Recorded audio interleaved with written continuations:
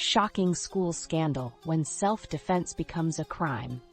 Hey there, drama lovers. Ever wonder what happens when you mix a dash of autism, a sprinkle of harassment, and a whole lot of misunderstanding? Well, buckle up, Buttercup, because I've got a story that'll make your head spin faster than a fidget spinner in a tornado. Picture this. A regular day at school turns into a twisted episode of Law & Order Special Victims Unit, but with more acne and lice tea. Trust me, folks, by the end of this video, you'll be questioning everything you thought you knew about justice, friendship, and the unwritten rules of high school survival. Let me drop this truth bomb right here. Sometimes the line between victim and villain is blurrier than your grandma's vision without her glasses. And in this wild tale, we're about to dive headfirst into that blurry mess. What's poppin', my fellow tea spillers? It's your girl, coming at you live from the trenches of teenage trauma. If you're new here, welcome to the channel where we turn high school horror stories into comedy gold.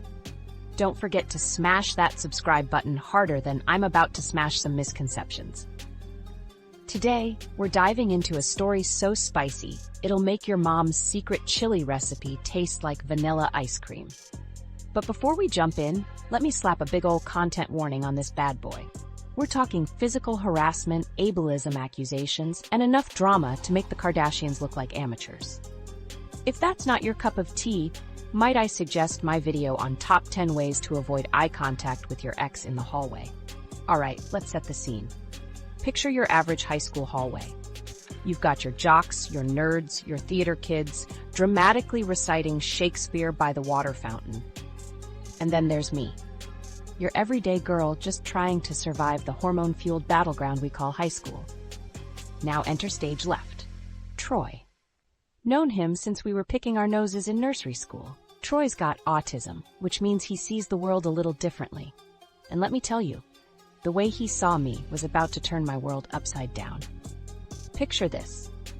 I'm at my locker, minding my own business, probably contemplating the meaning of life or, what's for lunch. Suddenly, I feel a hand where no hand should be without buying me dinner first. I spin around and there's Troy, grinning like he just won the lottery. Now, I've known Troy forever. I've seen him eat glue, I've seen him recite every Pokemon in alphabetical order, but this was new territory. And let me tell you, it was not the kind of new I was looking for. So I do what any self-respecting girl would do. I march straight to the principal's office, ready to rain down justice like Thor with a grudge. But guess what? Apparently, in the game of high school, autism is the ultimate get-out-of-jail-free card. The conversation went something like this. Troy groped me. Principal, now you know Troy has autism. He doesn't understand social boundaries. Pretty sure don't grab butts is a universal language, sir. Let's not make a mountain out of a molehill. A molehill? More like Mount Everest of inappropriate behavior. But hey, who am I to argue with the wisdom of a man whose greatest achievement is color-coding the detention slips? Fast forward a few weeks. Troy's handsy behavior is escalating faster than my mom's blood pressure when I tell her I'm staying out past curfew. It's like he's on a mission to cop a feel of every inch of me before graduation. Then comes the day that'll go down in high school history. Picture the scene. I'm wearing my favorite skirt, feeling like a queen, when suddenly, bam! Troy's hand goes where the sun don't shine. In that moment, ladies and gentlemen, I channeled my inner Muhammad Ali. My fist connected with Troy's nose faster than you can say, personal space violation. There was a crack, a yelp, and suddenly, I'm starring in my own action movie. You'd think I'd be hailed as a hero, right? Defender of personal boundaries, champion of consent. But oh no, my friends. Faster than you can say double standard, I went from victim to villain. Suddenly, I'm the school pariah. I've got death threats in my locker, dirty looks in the hallway, and more isolation than a COVID quarantine. Meanwhile, Troy's strutting around with his bruised nose like it's a badge of honor. Why, you ask? Well, turns out Troy's family is to the school what the Kardashians are to reality TV. Untouchable. His dad's on the school board, his mom heads the PTA, and I'm pretty sure his goldfish is the mascot's second cousin twice removed. But wait, just when I thought all hope was lost, the internet rode in on its white horse of justice. I shared my story online, and faster than you can say viral, I had more supporters than a push-up bra. Comments came flooding in. Girl, you're a hero. Autism isn't a free pass for assault. Can we talk about how the school failed both of you? Suddenly, I went from zero to hero faster than a TikTok dance trend. My family decided to pull me out of that toxic cesspool masquerading as a school and lawyer up. Watch out, Troy's family. Your influence is about to be as irrelevant as MySpace. But wait, there's more. Because one story of injustice just isn't enough for this channel. Let me introduce you to the saga of the Lego tyrant. Picture this. A 14-year-old boy, let's call him Tim, is living his best life. Or he would be if it weren't for his 16-year-old brother, the Lego Lordinator. This kid's got autism too, but instead of getting handsy, he's getting spendy. Tim's been saving up for a car, you know, the American dream and all that jazz. But his brother? He's got his eyes on a bigger prize, the Lego Death Star. And not just any Death Star. Oh no, we're talking the limited edition, gold-plated, probably blessed by George Lucas himself, Death Star. Now here's where it gets wild. Mama, Bear, instead of protecting both her cubs, decides that Tim's savings account is actually a brother's Lego fund. She's enabling faster than an Instagram influencer at a flat tummy tea convention. Tim comes home one day to find his savings gone, replaced by enough Lego to rebuild the actual Death Star.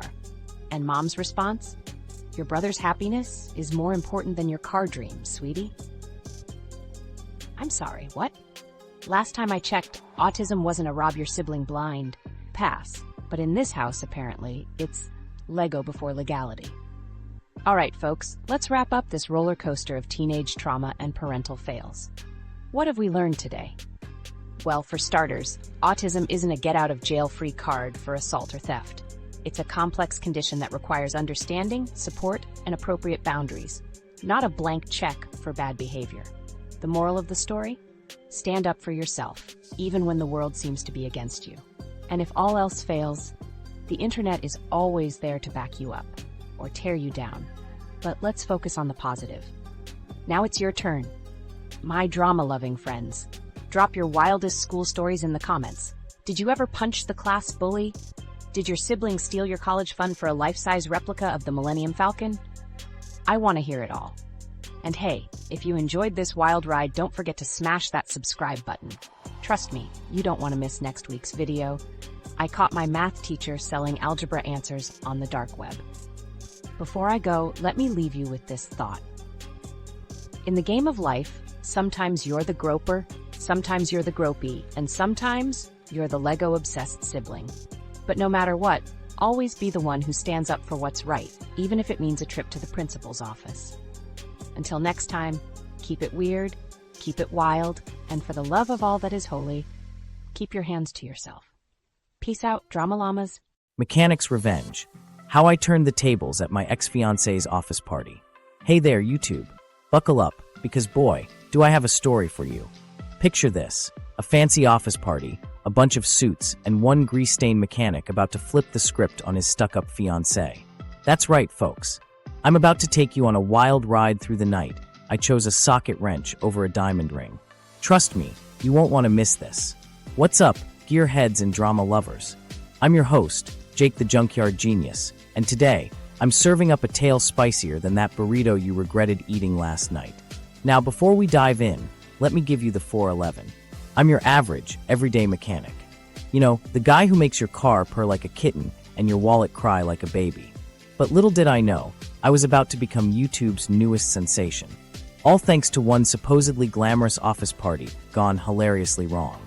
So, grab your popcorn, put on your safety goggles, and get ready for a story about respect, career pride, and a plot twist that'll make your head spin faster than a tire on a dyno.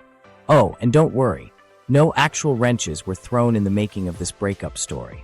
Though I gotta say, I was tempted. Alright, picture this.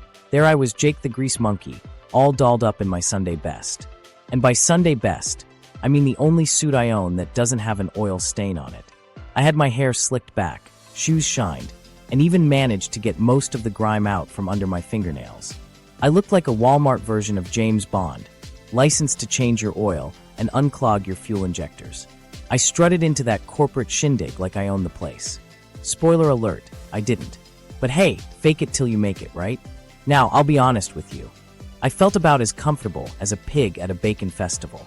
All around me were people in fancy suits, sipping champagne, and talking about stocks and mergers and other words I usually only hear when I'm watching movies I don't understand. But I was there for my fiancée, Sarah. She works in some big-shot marketing firm, and this was her company's annual party. I figured I'd mingle, maybe learn a thing or two about the corporate world. And hey, free food is free food, am I right? Everything was going smoothly. I was even starting to enjoy myself, thinking, hey, maybe I can fit in with these bigwigs after all. Oh, how wrong I was. It all started when Sarah's boss came over to chat. He seemed like a nice enough guy, asking about our engagement and all that jazz. Then he asked the million-dollar question. So, what do you do for a living?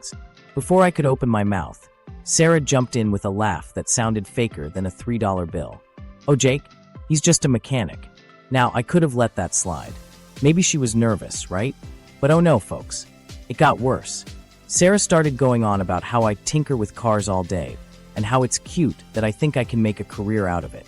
She even had the audacity to say, and I quote, "We're hoping he'll find a real job soon. You know, something with potential." Potential? Honey, the only thing with potential right now is my foot potentially kicking you to the curb. That's when it hit me like a transmission falling on my foot. This wasn't just a one-time thing. This was a pattern. All those little comments, the eye rolls when I talked about work, the jokes about my greasy clothes. It all clicked. I realized I had two choices. I could either slink away with my tail between my legs, or I could stand up for myself and every hardworking mechanic out there. I cleared my throat, nice and loud. The kind of throat clear that says, "Listen up, Buttercup, 'cause I'm about to blow your mind." Actually, I said, loud enough for the whole room to hear, I'm not just a mechanic. I'm a skilled technician who keeps this city moving. Without people like me, all of you would be walking to work or trying to figure out why your car makes that funny noise when you turn left. Sarah's face went whiter than a freshly painted garage door. But I wasn't done. And you know what? I'm damn proud of what I do.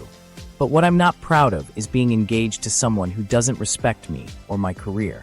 You could have heard a lug nut drop in that room. Sarah's boss was doing his best impression of a goldfish, mouth opening and closing without a sound. Someone in the back dropped their champagne glass. It was glorious. I reached into my pocket, pulled out that overpriced engagement ring, and placed it gently in Sarah's hand. I think you'll be needing this back. Good luck finding someone with more potential. And with that, my friends, I turned on my heel and prepared for. I walked out of that party like I was walking away from an explosion in an action movie. Cool guys don't look at explosions, and this cool guy didn't look back at the chaos he'd just caused. As I hit the parking lot, I heard the murmurs turn into a full-blown uproar behind me. But did I care? Nope. I hopped into my trusty old pickup truck, which, by the way, I've kept running smoother than a politician's lies, and peeled out of there faster than you can say transmission fluid. Now, I'd love to tell you that was the end of it. But oh no, the drama was just getting started. My phone blew up faster than an overheated radiator. Texts, calls, voicemails, you name it. Sarah was in full damage control mode. But here's the kicker. For every message from Sarah begging me to come back, I got 2 from her coworkers. Turns out, I wasn't the only one tired of her stuck-up attitude. Who knew? You want to know the best part? I became a legend in that office. The guy who stood up to the office bully. The mechanic who schooled a bunch of suits on the value of hard work. I even got a couple of job offers to be the company's official fleet mechanic. Talk about a plot twist, huh? Now, I'm not here to bash on office jobs or people who wear suits. Heck, some of my best customers wear ties that probably cost more than my toolbox. The point is, respect is like oil in an engine. Without it, everything falls apart. Sarah's true colors came out that night, and let me tell you, they were uglier than a rusted-out 72 Pinto. But in the end, I learned that standing up for yourself and your passion is always the right move. Looking back, I realized that engagement was like a car with a bad paint job, shiny on the outside, but hiding a whole lot of problems underneath. Breaking it off was like finally diagnosing that weird noise your car's been making. Painful, but necessary. So, what happened after all this drama? Well, let's just say life has been running smoother than a well-oiled machine. I took all that energy I was wasting on a bad relationship and poured it into my work. Opened up my own shop, started this YouTube channel, and even began teaching night classes at the local community college. Life lessons from under the hood. Respect, self-worth, and the perfect career fit. Here's what I learned, folks. Whether you're fixing cars, crunching numbers, or flipping burgers, your job deserves respect. And more importantly, you deserve respect. Don't let anyone make you feel like you're just anything. You're not just a mechanic, or just a teacher, or just a whatever. You're a freaking rock star in your field. So, here's my challenge to you, my wonderful viewers. Take a good, hard look at your life. Are there any rusty parts that need replacing? Any relationships that are running on fumes? It might be time for an overhaul. Remember, you're the mechanic of your own life. Don't be afraid to get your hands dirty and make the changes you need. Trust me, the ride is so much better when you're in the driver's seat. And hey, if you enjoyed this wild ride of a story, why not join our pit crew of awesome viewers? Smash that subscribe button like it's a stubborn lug nut. And don't forget to hit that bell icon. You don't want to miss out on more hilarious life hacks and relationship tune-ups. Lastly, I want to hear from you. Drop your own relationship mechanic stories in the comments below. Did you ever have to put the brakes on a bad relationship? Or maybe you've got some tips on how to keep your love life running smoothly. Let's get that conversation rolling. Remember, folks, life's a journey, not a destination. So make sure you're traveling in style, with people who appreciate your unique horsepower. This is Jake the Junkyard Genius, signing off. Keep those engines purring and those spirits high. You won't believe what I caught on camera. Hey there, YouTube. Buckle up, buttercups, because boy, do I have a story for you. Picture this.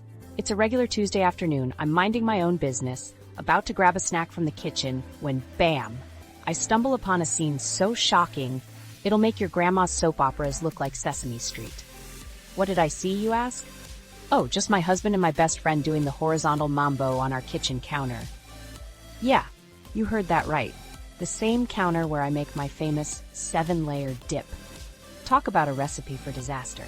But here's the kicker. I didn't just see it, I filmed it. That's right, folks, I've got the footage, and let me tell you, it's spicier than the salsa they were knocking over. So if you're ready for a tale of betrayal, revenge, and questionable food hygiene, stick around. Because this story, it's going to take you from heartbreak to hilarity faster than you can say prenup. What's cookin'? Good lookin'? I'm your host, Sarah, the accidental voyeur extraordinaire. Welcome to today's episode of My Life's a Joke, but at least I'm laughing. Today's special? A recipe for disaster, served with a side of sweet, sweet karma. Now, before we dive into this culinary catastrophe, let me give you the ingredients for our disaster du jour. 1 cheating husband, mine, unfortunately. 1 backstabbing bestie, extra saucy, a dash of karma for flavor, and a whole lot of audacity. They brought their own. Oh, and don't worry, no kitchenware was harmed in the making of this scandal. Though I can't say the same for my marriage or my friendship. So, fasten your seatbelts, my dear viewers. We're about to take a wild ride down Betrayal Boulevard, and trust me, it's going to be bumpier than my mother-in-law's lumpy gravy. Picture it, Sicily, 1922.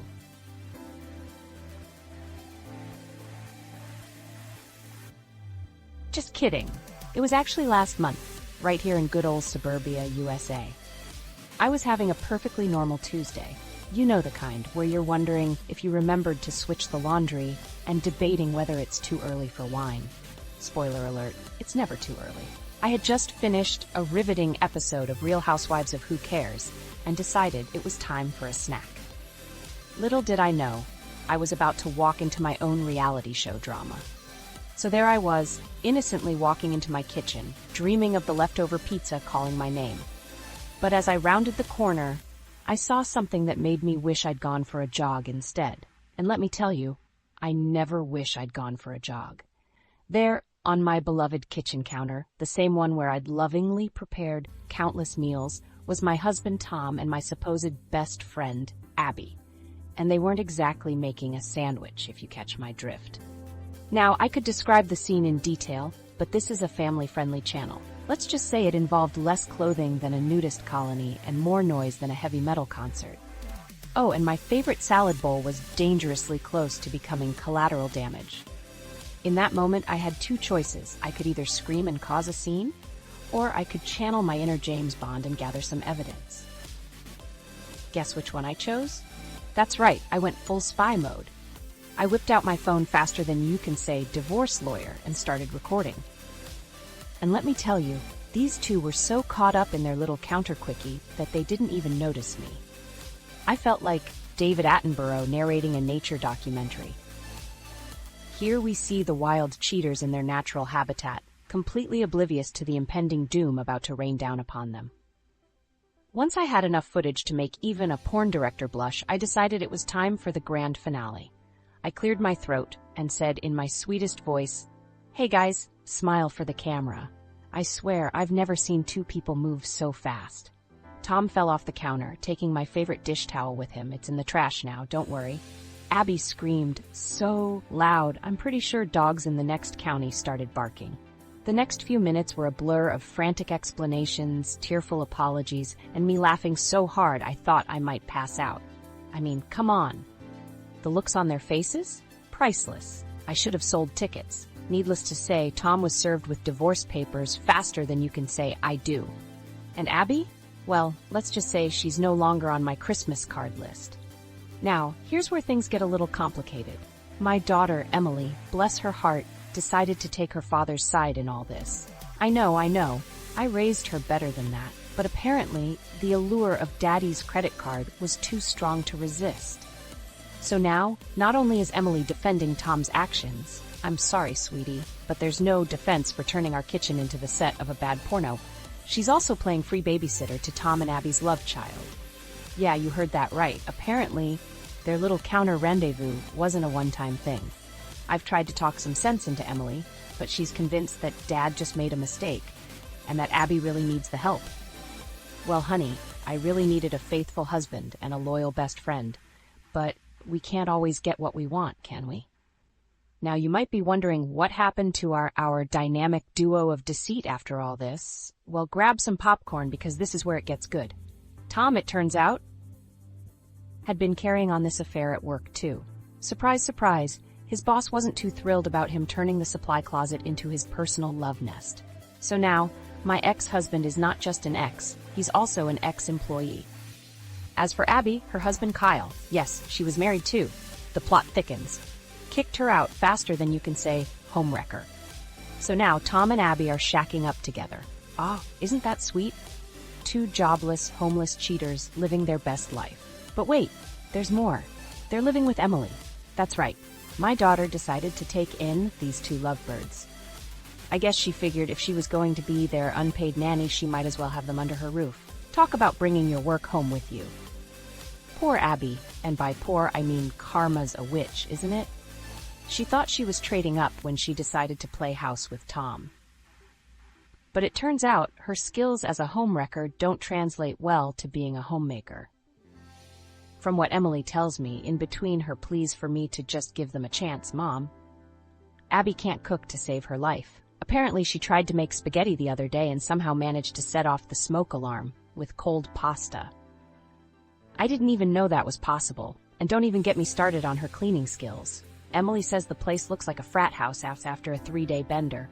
Gee, Abby, it's almost like taking care of a home is actual work or something. Who knew? But wait, folks, this soap opera isn't over yet. Remember Kyle, Abby's ex-husband?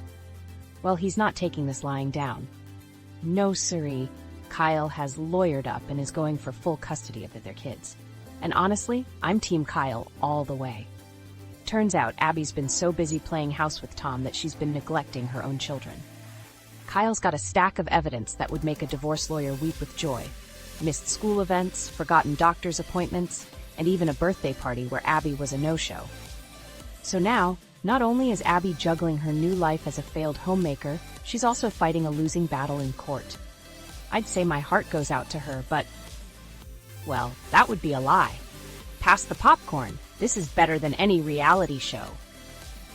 Well, my dear viewers, that brings us to the end of this episode of My Life's a Joke, but at least I'm laughing. But before we wrap up, let's do a quick recap of the lessons we've learned, shall we? Always trust your gut.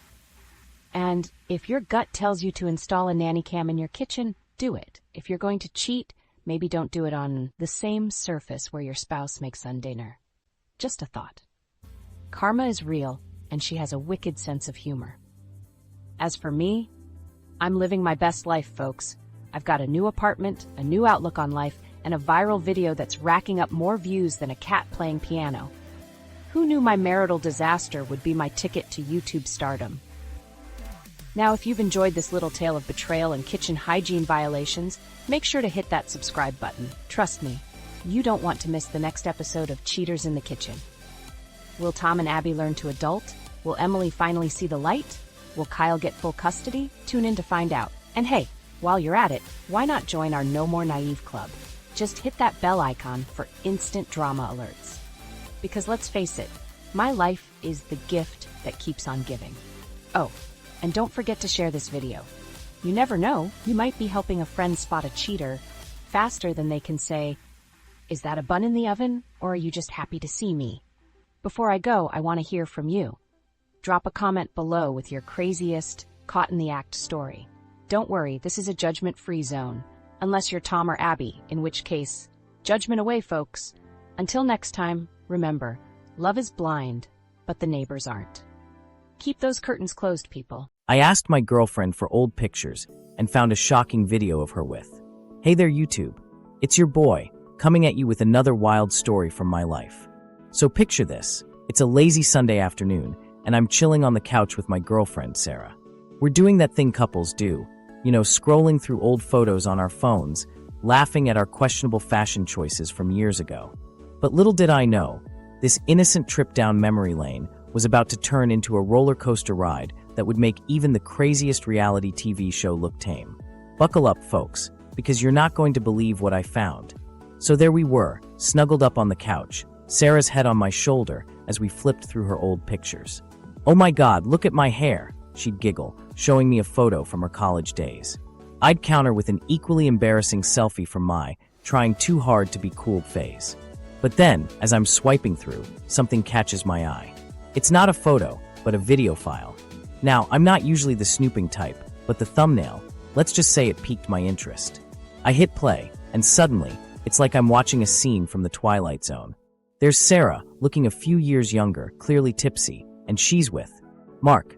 Mark, my buddy from work, the guy who comes over for game nights and always brings those amazing nachos? Yeah, that Mark. And let me tell you, they weren't discussing nacho recipes, if you catch my drift. I felt like I'd been punched in the gut. My mind was racing faster than Usain Bolt on energy drinks. When? How? Why? And most importantly, why the heck was this video still on her phone? I glanced at Sarah, who was obliviously scrolling through her own phone, completely unaware of the bomb that had just exploded in my head. And Mark, man, I just had beers with him last weekend. How was I supposed to look at either of them the same way again? I took a deep breath, trying to channel my inner Zen master. "Hey Sarah," I said, my voice cracking like a teenager asking someone to prom. "Can we talk about something?" I showed her the video, and her face went through more changes than a chameleon in a crayon factory. First shock, then embarrassment, followed by a hint of anger, and finally resignation. "Oh God," she groaned, burying her face in her hands. "I can't believe that still exists." She explained that the video was from a drunken night when she was 19. She'd just broken up with her high school sweetheart and was, in her words, making some questionable life choices. Mark was just a friend who happened to be there, equally drunk and stupid. "I deleted that video years ago," she insisted. "It must have been backed up on that old external hard drive I gave you for your video project." The next day, I called Mark. Let me tell you, that was the most awkward phone call since Alexander Graham Bell accidentally dialed a wrong number on the first telephone. "Hey, buddy." Mark answered cheerfully. I could practically hear the nachos crunching in the background. I cut to the chase, and the line went so quiet I thought he'd hung up. But then came the flood of apologies and explanations, pretty much matching Sarah's story. "I swear, man, it was a one-time thing," Mark pleaded. "We were young and stupid. It never happened again, and Sarah and I have just been friends ever since. I'm so sorry you had to see that." So there I was, stuck between a rock and a hard place. On one hand, this happened before Sarah and I even met. On the other hand, why hadn't she told me about it? And why was Mark still in our lives? Trust is like a mirror, right? Once it's cracked, you can still see yourself, but never quite the same way. I found myself second-guessing everything. Was that time Sarah said she was working late really just overtime? Was Mark's friendliness hiding something more? But then I thought about our relationship. 3 years of laughter, love, and building a life together. Was I really going to throw that away over a drunken mistake from her past? After a lot of soul-searching and a few more honest conversations with Sarah, we decided to give couples counseling a shot. I mean, if it works for celebrities dealing with scandals, why not us regular folks, right? Our counselor, Dr. Feelgood, not her real name, but it should be, helped us work through our issues. We talked about trust, honesty, and the importance of communication. Sarah opened up about her insecurities and why she hadn't told me about the video. I shared my fears and doubts. It wasn't easy, but slowly, we started rebuilding that trust. And you know what? Our relationship came out stronger on the other side. Who knew that a shocking video could lead to better communication and a deeper understanding of each other? Now, while we're on the topic of relationship drama, let me tell you about my buddy Mike. His story is like a sitcom gone wrong, the kind where you're laughing, but also cringing so hard you might pull a muscle. Mike's wife, let's call her Karen, because of course that's her name, has this habit of bragging to her friends about how she's basically Superwoman. According to her, she single-handedly keeps their house running, does all the cooking, cleaning, laundry, you name it. Oh, you know how men are, she'd say to her friends over brunch. If I didn't do everything, we'd be living in a pigsty. The plot twist. Mike's the one doing most of the work. He's like a secret agent of cleanliness, sneaking around doing chores while Karen's busy taking credit. One day, Mike decided he'd had enough. He confronted Karen after one of her bragging sessions, armed with a list of chores he'd done over the past month. "Honey," he said, trying to keep his cool, "I appreciate that you do a lot around the house, but I feel like my contributions are being overlooked." Karen's reaction? Let's just say it was about as warm as a polar bear's toenails. She got defensive, accused Mike of being oversensitive, and somehow turned it around to make him feel guilty for even bringing it up. Their disagreement escalated faster than a SpaceX rocket. Suddenly, they weren't just talking about chores anymore, but every little grievance from their entire relationship. The real kicker came a few days later. Mike overheard Karen on the phone with her friends, not just taking credit for his work, but actively mocking him. "Can you believe Mike actually wanted credit for doing the dishes?" she laughed. "Next thing you know, he'll want a parade for remembering to put the toilet seat down." That was it. The straw that broke the camel's back, the final nail in the coffin. Well, you get the idea. Mike realized he'd had enough. He was done being the butt of Karen's jokes, done being unappreciated, done with the whole situation. As for what happened next, well, that's a story for another video. Let's just say Mike's considering trading in his mop for some moving boxes. So there you have it, folks. 2 tales of relationship woes that'll make your own problems seem as mild as a kitten's sneeze. What can we learn from all this drama? Well, for starters, trust and honesty are the bedrock of any relationship. Whether it's owning up to past mistakes or acknowledging your partner's contributions, open communication is key. And appreciation? It's like oxygen for relationships. Without it, things wither and die faster than my houseplants. And let me tell you, I'm no green thumb. Before I sign off, let me leave you with this thought. In the grand reality show of life, we're all just trying to make it to the next episode without getting voted off the island. So be kind, be honest, and for the love of all that is holy, don't leave old videos lying around on hard drives. If you enjoyed this video, don't forget to like, comment, and subscribe. And hey, maybe give your partner a hug and thank them for something they've done lately. Trust me, it goes a long way. Until next time, this is your boy, signing off and reminding you that life's too short for bad relationships and hidden videos. Peace out. When your husband's boys' trip takes an unexpected turn. Hey there, YouTube. Have I got a story for you today? Imagine this. You're happily married, thinking everything's peachy keen when suddenly, bam! Your husband drops a bombshell that'll make your jaw hit the floor faster than a Vegas slot machine pays out. Ever wondered if your partner's innocent vacation might be hiding a secret spicier than a jalapeno margarita? Well, buckle up, Buttercup, because we're about to take a wild ride from I do to I don't anymore, faster than you can say, what happens in Vegas stays in Vegas. Welcome, my friends, to the relationship roller coaster. I'm your host, and today we're diving headfirst into a tale that'll make your head spin faster than a roulette wheel. Let me introduce you to our protagonists. On one side, we have the clueless husband, let's call him Dan the man, who thought he could pull a fast one. And on the other, yours truly, the suspicious wife, with a nose for nonsense sharper than a bloodhound's. It all started with an innocent boys' trip that sparked a marital meltdown of epic proportions. But hold on to your hats, folks, because that's just the appetizer in this buffet of betrayal. We've got not one, but two shocking revelations coming your way. Get ready for laughter, gasps, and more than a few "oh no, he didn't" moments. I promise you'll be on the edge of your seat, wondering what could possibly happen next. Oh, and before we dive in, a quick disclaimer. No actual husbands were harmed in the making of this video. Well, maybe just their egos, and possibly their chances of ever going on a boys' trip again. Honey, the guys and I were thinking of taking a little trip to Vegas. You know, just a harmless boys' weekend. What do you think? That's how it started, folks. Innocent enough, right? Wrong. Little did I know this harmless boys' weekend was about to open a can of worms bigger than the Hoover Dam. Now, I'm not usually the suspicious type, but something about this trip was setting off more alarms than a casino security system.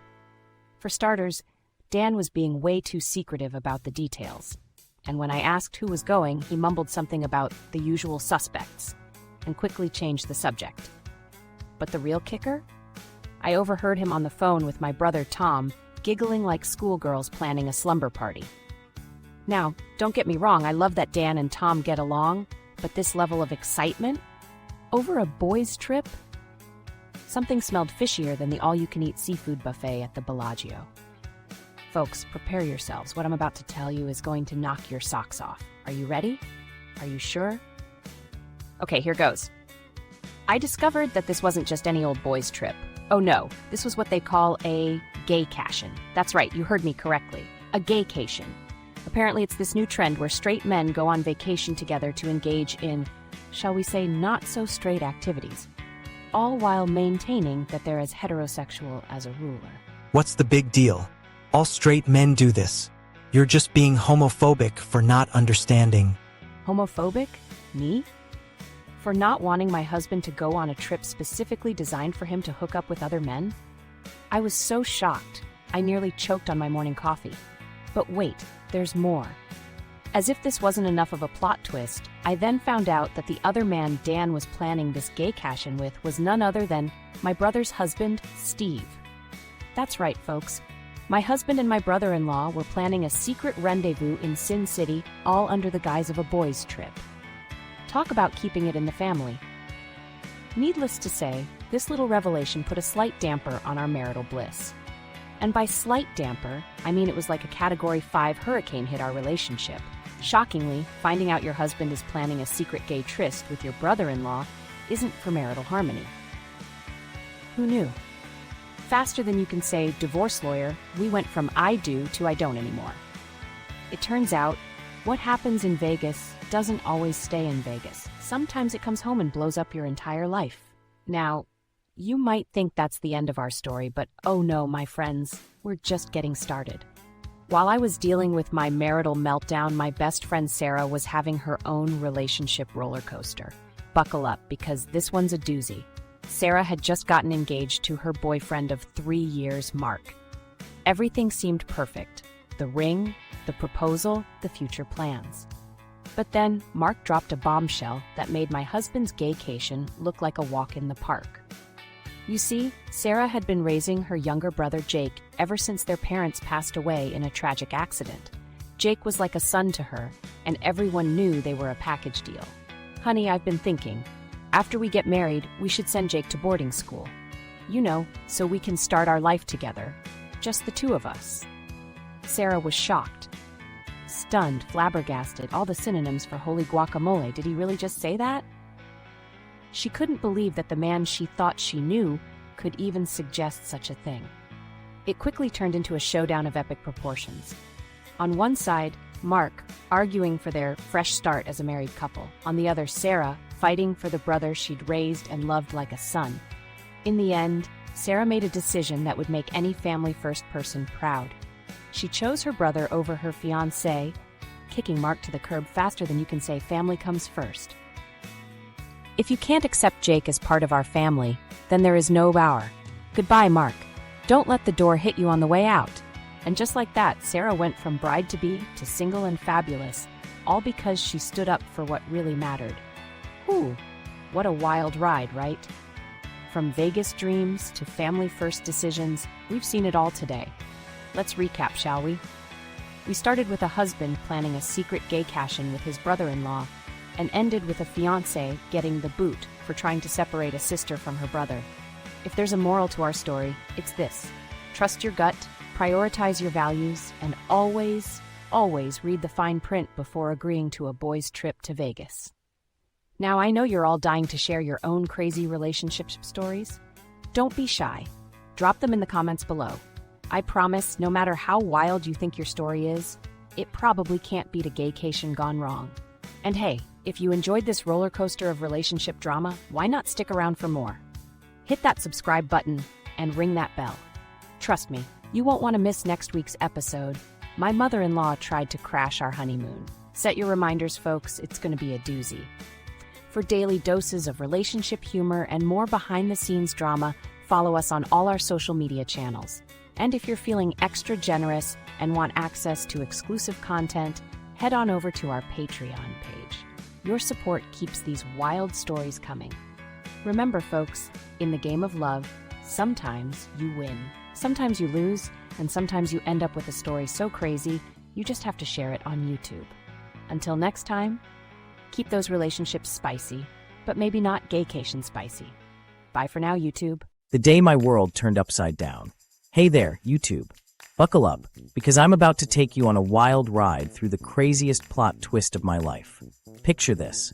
One day, you're living your best life, thinking you've got it all figured out, and bam, you catch your spouse cheating on you with your best friend.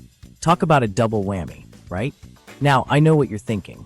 Oh no, another sob story. But hold on to your hats, folks, because this tale takes an unexpected turn that'll have you laughing, cheering, and maybe even learning a thing or two about life, love, and the art of saying bye Felicia to toxic relationships. Let me introduce myself. I'm Paul, your average Joe who thought he had the perfect life. For 3.5 years, I was living in blissful ignorance, married to a woman I thought was the love of my life. Oh, how wrong I was. It all went down on what I now like to call the day of the betrayal. Picture this. I'm cleaning out my wife Kathy's car, being the dutiful husband I am, when suddenly, I spot something that doesn't belong. A lacy black bra that definitely wasn't mine, though I do look fabulous in lace, just saying. Now, I'm no Sherlock Holmes, but even I could deduce that something fishy was going on. Little did I know, this was just the appetizer in the 5-course meal of deception I was about to be served. So, why am I sharing this story with you fine folks? Well, because sometimes life hands you lemons, and instead of making lemonade, you use them to juggle and put on a show. This is my show, and trust me, it's got more twists than a pretzel factory. After catching Kathy red-handed, or should I say bra-handed, I knew I had to make my exit. But I wasn't about to confront her and give her the satisfaction of seeing me hurt. No sir, I decided to channel my inner ninja and make a stealthy escape. Picture this, me sneaking around our house at 2 a.m., packing my essentials while humming the Mission Impossible theme. I swear, if there was an Olympic event for quiet packing, I'd have won gold. Now you might be wondering, Paul, where does one go after leaving their cheating spouse? Well, my friends, I found paradise in the most unlikely of places, a tiny trailer on my buddy Ray's ranch.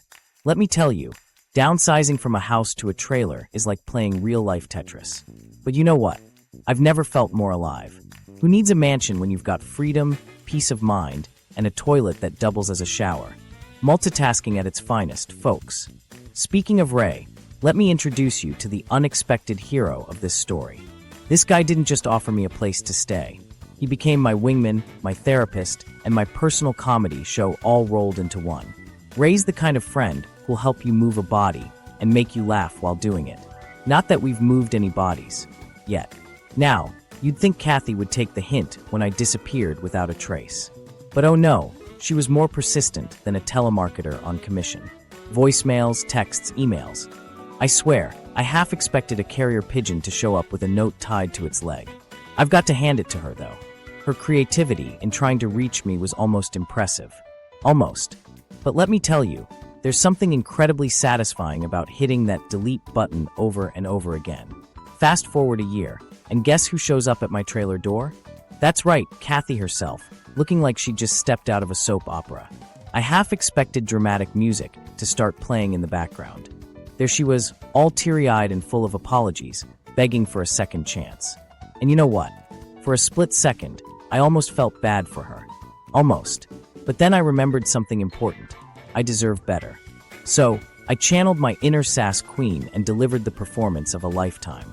Picture this. Me. Kathy, darling, I've got 3 things to say to you. 1. I will never forgive you for cheating. 2. Our marriage is as dead as my trust in you. And 3. Bye, Felicia. Let me tell you, the look on her face was priceless. If only I'd had a camera. Oh wait, I did. Life after betrayal. Finding joy in the little things now. You might think that after all this drama, I'd be a bitter, broken man. But here's the plot twist. Getting cheated on was the best thing that ever happened to me. Suddenly, I started appreciating the little things in life. The way the sun sets over Ray's ranch, the taste of a cold beer after a hard day's work, the joy of not having to share the TV remote with anyone. It's the little things, folks. Here's the kicker. All this drama turned me into a better version of myself. I started working out. Turns out, anger is a great motivator at the gym. Picked up new hobbies. Who knew I had a talent for yodeling? And even started this YouTube channel. So, in a way, I should thank Kathy.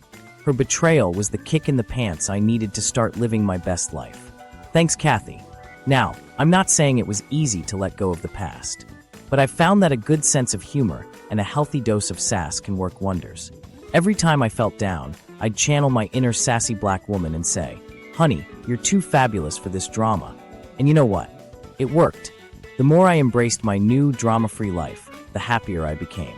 It's like I always say, when life gives you a cheating spouse, make a viral video about it. These days, my life is full of new friends, new adventures, and more laughter than I ever thought possible. I've gone skydiving, learned to salsa dance, badly, I might add, and even tried my hand at goat yoga. Let me tell you, nothing puts life in perspective quite like a goat standing on your back while you're trying to do downward dog. So there you have it, folks. The story of how I caught my wife cheating, ran away to live in a trailer, and ended up happier than ever. Plot twist of the century, am I right? Here's the thing. Life is full of unexpected turns. Sometimes they're good, sometimes they're bad, and sometimes they involve finding your wife's bra in her car. But it's how we handle these twists that defines us. I could have stayed angry, bitter, and resentful. But instead, I chose to embrace the change, find the humor in the situation, and chase my own happiness. And let me tell you, it's been one hell of a ride. So here's my challenge to you. Next time life throws you a curveball, try to catch it with a smile. Ditch the drama, embrace the comedy, and remember that sometimes the best revenge is living well and laughing often. If you enjoyed this wild ride of a story, don't forget to smash that like button, subscribe for more hilarious life lessons, and join our No Regrets Club in the comments below. Share your own stories of turning lemons into lemonade, or in my case, turning cheaters into comedy gold.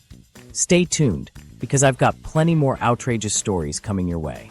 After all, life's too short for boring content, am I right? Until next time, this is Paul, your friendly neighborhood divorce survivor and sass master, signing off. Remember, keep laughing, keep loving, and for heaven's sake, keep your bras where they belong. Vanished husband sends chilling messages.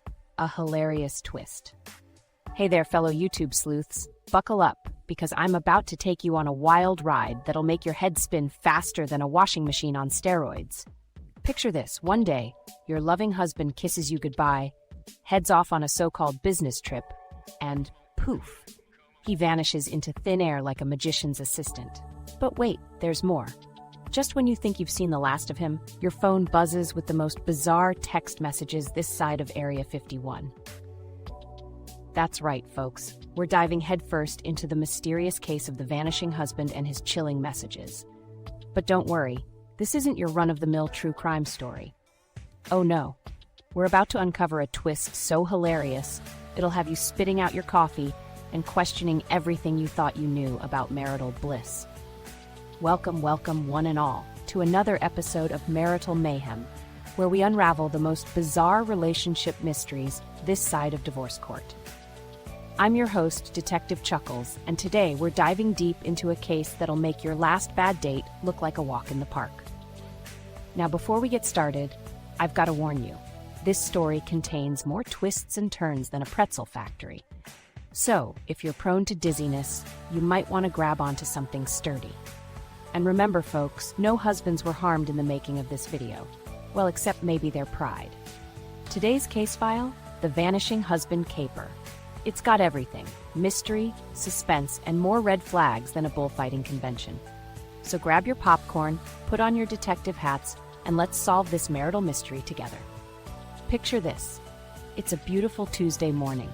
The birds are singing, the coffee's brewing, and my dear husband, let's call him Houdini Harry, is packing for a very important business trip. Now, I'm no expert, but last time I checked, business trips don't usually require scuba gear and a fake mustache. As Harry's kissing me goodbye, I notice he's sweating more than a snowman in July. Nervous about the big presentation? I ask. He mumbles something about PowerPoint and synergy, then bolts out the door faster than a cat in a room full of rocking chairs. Little did I know, this was the last time I'd see Harry for months. Spoiler alert, there was no business trip. Unless by business, he meant disappearing act. And by trip, he meant vanishing into thin air. Fast forward 2 weeks, I'm sitting at home, binge-watching How to Catch a Cheating Spouse on Netflix, for research purposes, when suddenly my phone buzzes. Lo and behold, it's a text from the ghost of husband's past. Darling, I'm on a secret mission. Can't talk. Don't look for me. P.S. Did you remember to water the cactus? Now, I don't know about you, but when my husband goes MIA and his first concern is our cactus, I start to suspect something's not quite right. I mean, come on, Harry. We don't even have a cactus. The texts keep coming, each one more bizarre than the last. One day it's, I've joined a colony of mole people. The Wi-Fi is terrible. The next it's, I'm training to be a professional yodeler in the Swiss Alps. Don't wait up. Just when I thought this story couldn't get any weirder, life decided to say, hold my beer, and throw in a plot twist that would make M. Night Shyamalan jealous. 3 months after Harry's great disappearing act, guess who shows up on my doorstep? That's right, my long-lost husband. But wait, there's more. He's not alone, cradled in his arms as a baby, a real live human baby. Now, I'm no math whiz, but last time I checked, it takes 9 months to make a baby, not 3. Unless Harry's been hiding some serious superpowers, something doesn't add up. So there I am, staring at my husband and this mystery baby, feeling like I've just stepped into an episode of Maury. And what does Harry do? He looks at me with those puppy dog eyes and says, "Honey, I can explain." Oh, this ought to be good. Turns out, Harry didn't run off to join the circus or become an undercover agent. Nope, the truth is even more ridiculous. Apparently, he'd been planning this surprise adoption for months, ever since we found out about his fertility issues. Now, I'll admit, for a hot second there, I almost bought his story.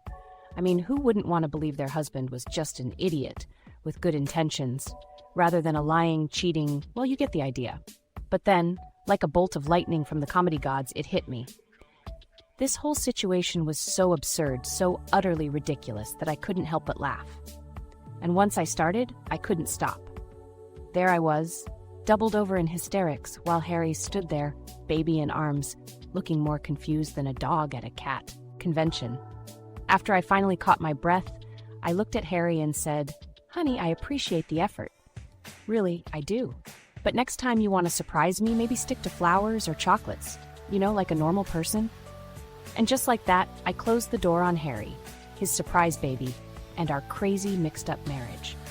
Because let's face it, folks, sometimes the best punchline to a bad joke is just walking away. All right, my fellow relationship detectives, let's recap this wild ride we've been on. We started with a vanishing husband, added in some ghostly text messages, threw in a surprise baby for good measure, and topped it all off with a healthy dose of laughter. If there's one thing we've learned today, it's that life has a wicked sense of humor. And sometimes, the best thing you can do is laugh along with it. Oh, and always, always check the return policy on spouses. Trust me on this one. Now, if you enjoyed this marital roller coaster as much as I did, don't forget to smash that subscribe button like it's a piñata full of divorce papers. Hit that like button if you've ever lost a spouse. And by lost, I mean they went out for milk and came back 3 months later with a baby. Come on, I know I'm not the only one. And hey, Why keep all this hilarity to yourself? Share this video with your friends, your family, heck, share it with your ex. After all, laughter is the best medicine, except maybe for actually communicating in your relationships. But where's the fun in that? Before you go, drop a comment with your craziest "My Ex Came Back" story. I'll be reading them all and picking the wildest ones for our next episode of Marital Mayhem. Until next time, this is Detective Chuckles reminding you that in the game of love, sometimes the best move is to flip the board and walk away laughing. Stay fabulous, stay funny, and most importantly, stay single. Or don't. I'm not your mom.